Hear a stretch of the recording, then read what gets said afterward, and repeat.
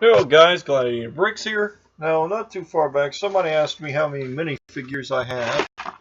Well, I haven't counted my minifigures before, which is pretty strange.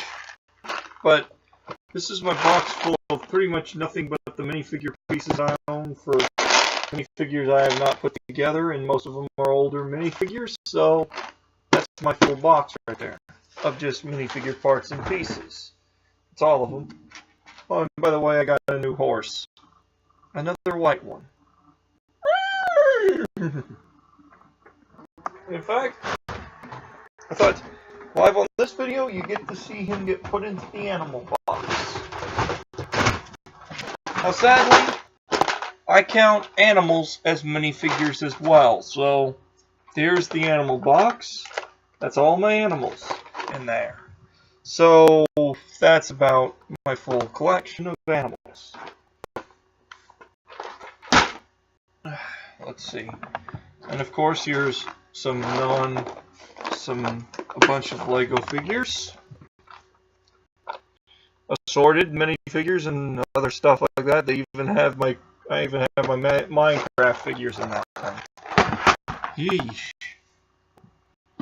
And of course, my favorite box, my Marvel and DC assorted collection. Yes, I put my Marvel and DC figures in the same box. Shoot me. Just kidding. But yes, I put my Marvel and DC in the same box.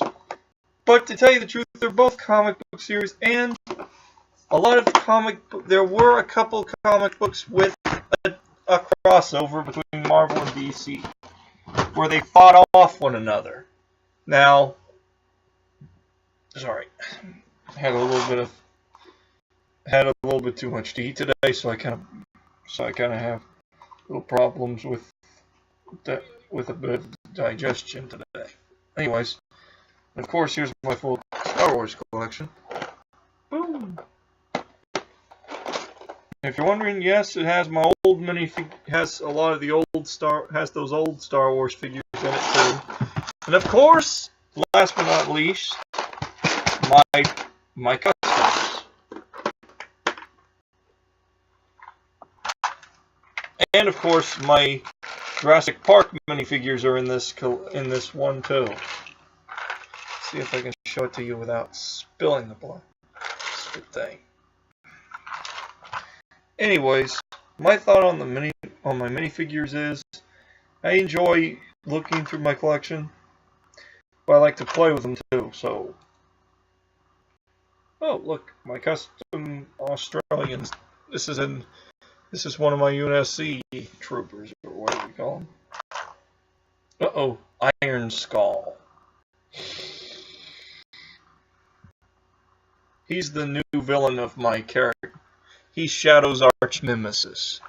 He's Shadow Skull's arch nemesis, Iron Skull. He has lived for thousands of years. He's an artificial intelligent computerized alien who came from a different planet, who wound up crashed on Earth, and using his technology and lots of other stuff, he created an army of monsters throughout timelines.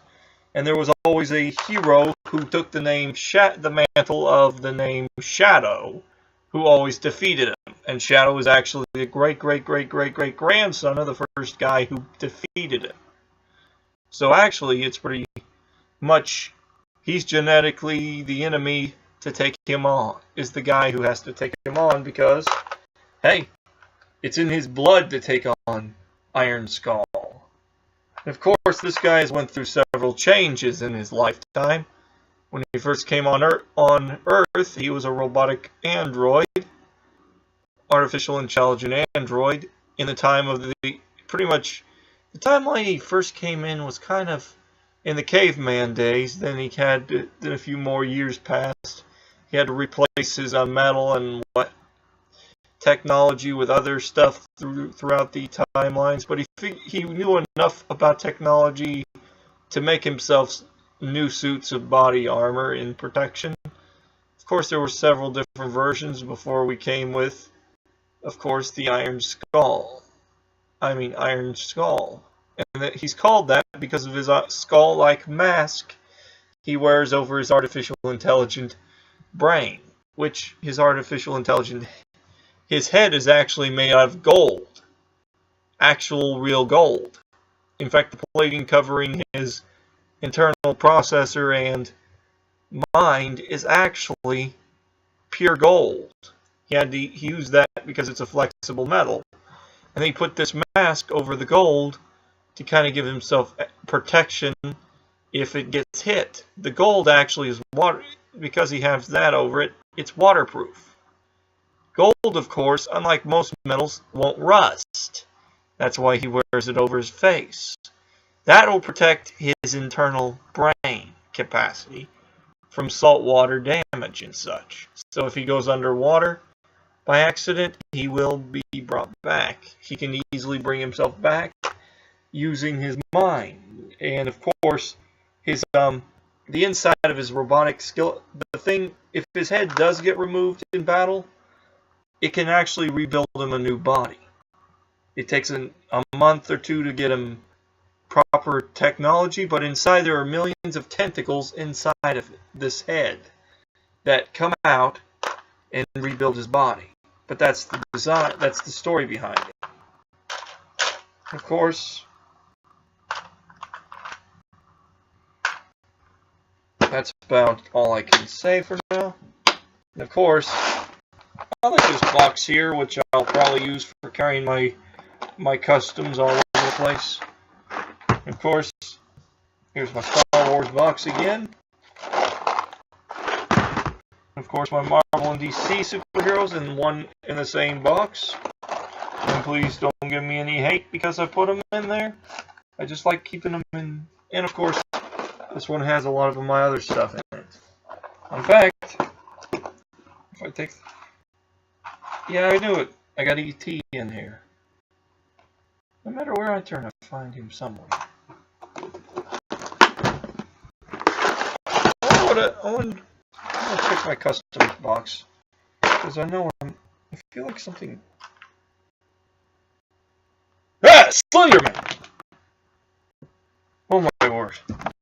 I did not know I made that guy in Lego form.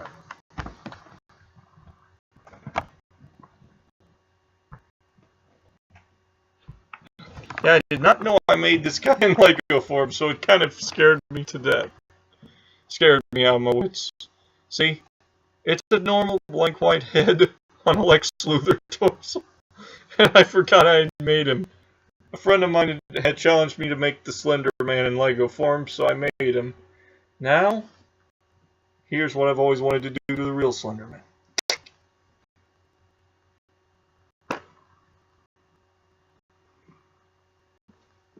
Well, anyways, better put him back in the box. Hopefully Shadow will take care of him. He'll probably do that to him. Slash him to pieces. Well, that's it for today. Comment and subscribe. And of course, I'm going to ask you I'm going to bring up a certain... I'm going to end this video with one more question. Who do you think would win in a fight between this Mega Block Dragon and this Lego Tyrannosaurus Rex? Let me know in the comments below.